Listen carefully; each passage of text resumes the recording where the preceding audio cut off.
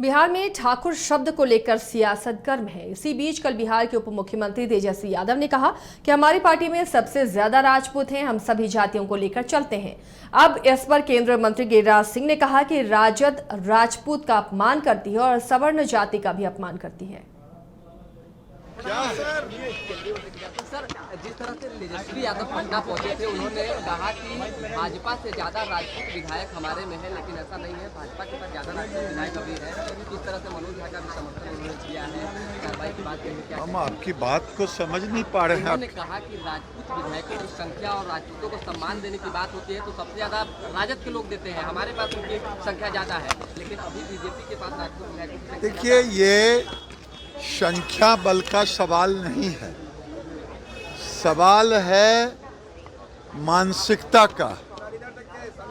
सवाल है मानसिकता का कि किस मानसिकता के साथ आप तो लालू यादव जी आरजेडी की मानसिकता है समाज में विभेद पैदा करना, और उसी मानसिकता का द्योतक था ठाकुरों को अपमान करना। मैं तो बार बार कह रहा हूँ, मैं सोचा था कि लालू यादव जी शायद ठाकुरों से माफ़ी मांग करके समाज के में एक शांति बहाल करेंगे, लेकिन उनका ये कभी का आदत रहा नहीं। उन्होंने दिल दुखा करके अच्छा नहीं किया। अब्दुल बारी सिद्दीकी जी की मानसिकता दिखाता है आरजेडी की जो मानसिकता है, उसी मानसिकता के द्योतक हैं। और महिलाओं के अपमान का ये शब्द है, ये शब्द जो उन्होंने प्रयोग किया है वो महिलाओं के अपमान।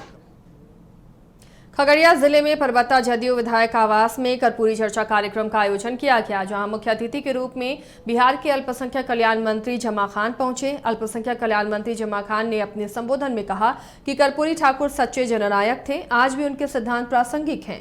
परबत्ता जदयू विधायक डॉक्टर संजीव कुमार ने इस दौरान भाजपा को आड़े हाथों लिया और कहा कि जातीय गणना के बाबत भाजपा लोगों को गुमराह कर रही है। इस चर्चा कर्पूरी चर्चा जो हुआ था, इस पर एक मैसेज हम लोग दिए हैं कि जो भाईचारा मोहब्बत का पैगाम इन महापुरुषों ने दिया है उसको हम आगे भी जिंदा रखना है। हमारे विधायक जी मौजूद हैं, डॉक्टर संजीव सिंह साहब, जो बड़े अच्छे प्रोग्राम कराए, मैं इनका शुक्रिया अदा करना चाहता हूँ। अपने नेता आदरणीय नीतीश कुमार जी के पद चिन्हों पर चलने के हम संकल्पित हुए हैं।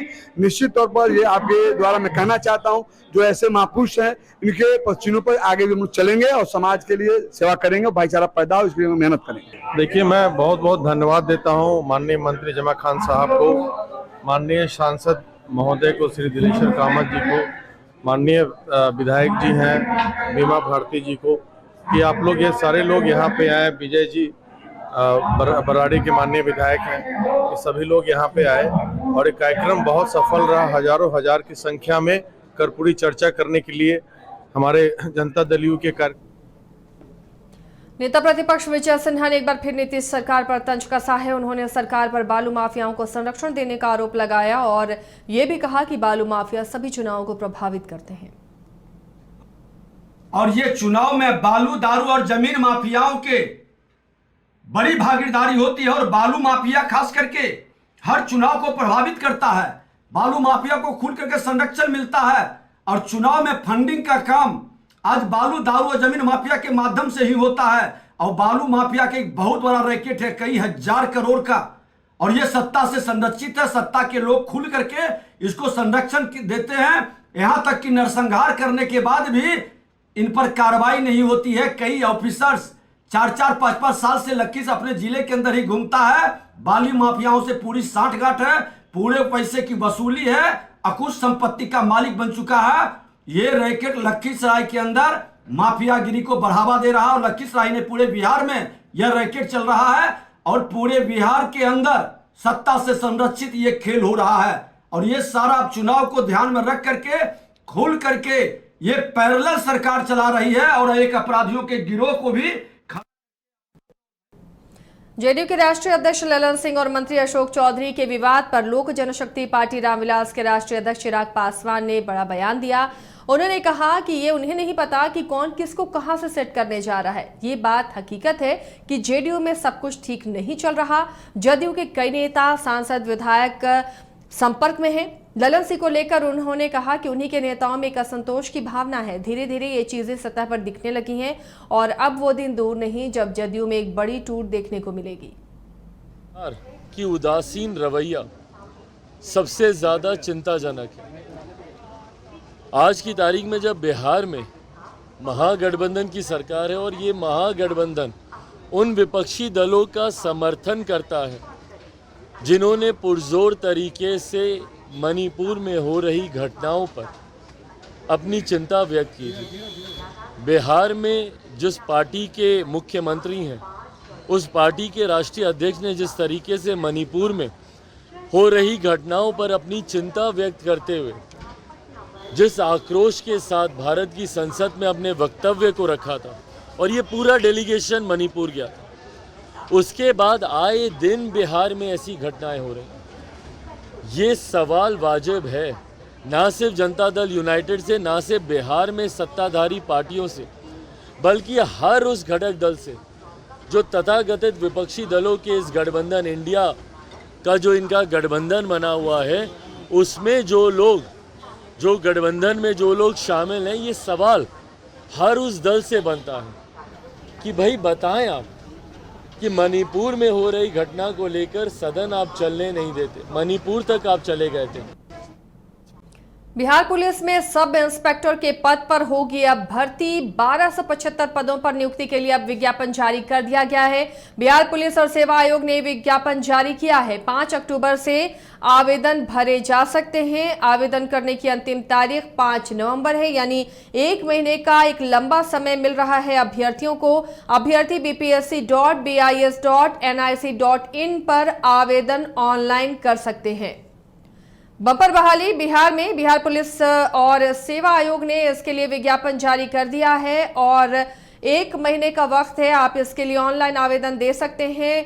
1275 इंस्पेक्टर, सब इंस्पेक्टर के पदों पर नियुक्ति होनी है, जिसके लिए विज्ञापन जारी किया गया है। 5 अक्टूबर से विज्ञापन जो जारी किया गया है उसके लिए आवेदन भरा जा सकता है और 5 नवंबर इसकी अंतिम तारीख है।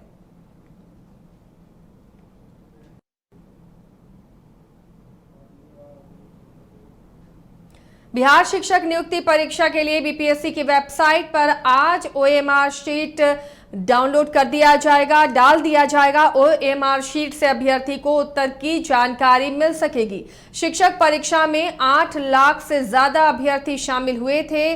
ऑनलाइन sbpsc.bihar.gov.in पर अभ्यर्थी जाकर ओएमआर शीट देख सकते हैं।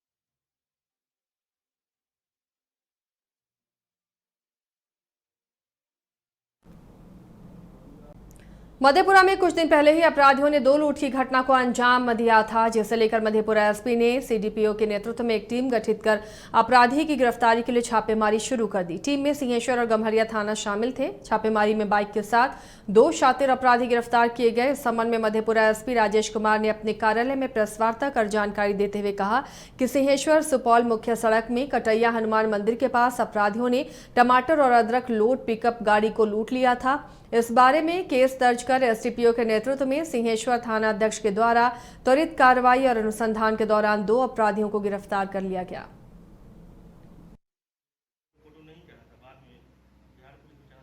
9/23 की रात्रि में 2 लूट की घटना हुई, एक गम्हरिया थाना अंतर्गत और एक सिंहेश्वर थाना अंतर्गत। गम्हरिया थाना अंतर्गत एक मोटरसाइकिल की लूट हुई और जो अपराधकर्मी इस मोटरसाइकिल को लूटे थे वही लोग फिर सिंहेश्वर पिपरा रोड में एक पिकअप जो कि सब्जी से लोड था उसको लूट का अंजाम दिया। इस सूचना मिलने पे, घटना के सूचना पर तत्काल अनुमंडल पुलिस पदाधिकारी सदर के नेतृत्व में एक टीम का गठन किया गया, जिसमें SHO सिंहेश्वर और SHO गमरिया को सम्मिलित किया गया। इन लोगों के तत्परतापूर्वक प्रयास से इसमें लूटी गई पिकअप गाड़ी जो कि सब्जी से लोडेड था, पूर्णिया के गुलाम मंडी से बरामद किया गया। पूर्णिया पुलिस ने इसमें काफ़ी सहयोग किया, उन्हें सूचना दी गई तो उन्होंने तत्काल इस गाड़ी की बरामदगी सुनिश्चित की और साथ में 2 अपराधकर्मियों की भी गिरफ्तारी सुनिश्चित हुई। इन दोनों अपराधकर्मियों से पूछताछ किया गया तो पता चला कि जो लूट की घटना गमरिया रोड में हुई थी। सदर अस्पताल मुंगेर से एक वीडियो वायरल हो रहा है जो अस्पताल प्रबंधक पर कई सवाल खड़े करता है। वायरल वीडियो में अस्पताल की लाइट कट जाने के बाद मोबाइल की फ्लैश लाइट में नर्सों के द्वारा मरीजों को सुई लगाते हुए देखा जा सकता है। वायरल वीडियो के बाद CS ने कमेटी गठन कर जांच की बात कही है। गर्मी से बेहाल मरीज और उनके परिजन और अस्पताल की ये व्यवस्था सभी अपने मोबाइल पर टॉर्च जलाए हुए हैं और उसी के जरिए यहां पर इलाज किया जा रहा है। देखिए किस तरह से नर्स मोबाइल की रोशनी में ही सुई लगाती हुई नजर आ रही है। ऐसे में आप समझ सकते हैं कि कितना बड़ा हादसा हो सकता है। कई बार ऐसे भी तस्वीरें वायरल हुई हैं जब OT में मोबाइल टॉर्च और बाकी चीज़ों से इंतजाम कर ऑपरेशन तक किए गए हैं। तो ऐसे सरकारी अस्पतालों की आखिर स्थिति क्यों है? सरकार इतने पैसे खर्च करती है, स्वास्थ्य विभाग इतने पैसे खर्च करता है, तो फिर आखिर इंतजाम क्या कागजों पर है? धरातल पर वो इंतजाम, वो व्यवस्था नजर क्यों नहीं आती?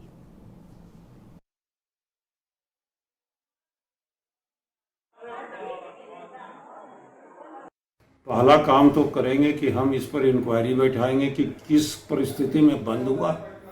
अस्पताल में यह आदेश है कि किसी भी तरह अगर बिजली शॉर्ट करती है, वोल्टेज फ्लक्चुएट होता है या कोई भी कारण, तो तत्काल जनरेटर तुरंत चलना है। अगर नहीं चलती है तो इस पर सख्त कार्रवाई होगी कि किस परिस्थिति में आपने नहीं चलाया, किस परिस्थिति में बिजली बंद हुई। अब बंद हुई तो जनरेटर के जो हमारे पास साइड है वो है इसीलिए ना कि जनरेटर चलेगा। आप देखिए डेंगू वार्ड में कितना जल्दी में हम लोग जनरेटर लगवाए हैं और वहां पर AC चलने का प्रावधान कर दिए।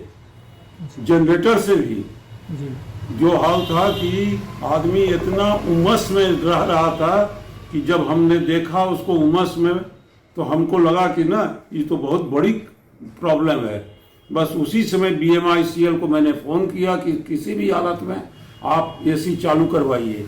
BMICL चालू करवाए, जनरेटर वाले को बोले कि हर हाल में 10 से 20 AC तुरंत चलेगा सारे डेंगू वार्ड में। और जगह तो नहीं है, लेकिन यहाँ पर जनरेटर है और जो अलग जनरेटर है, उस जनरेटर को क्यों नहीं चलाया गया? ये पटना पुलिस ने कार्रवाई करते हुए सिपाही भर्ती परीक्षा में अभ्यर्थियों को नौकरी का झांसा देकर ठगी करने वाले गिरोह का पर्दाफाश करते हुए 3 आरोपियों को गिरफ्तार किया है। उनके घर रेड की गई। रेड के क्रम में उनके पास से कुछ इलेक्ट्रॉनिक डिवाइसेस पाए गए, कुछ डॉक्यूमेंट्स पाए गए, स्टूडेंट्स के एडमिट कार्ड, उनके ओरिजिनल सर्टिफिकेट्स।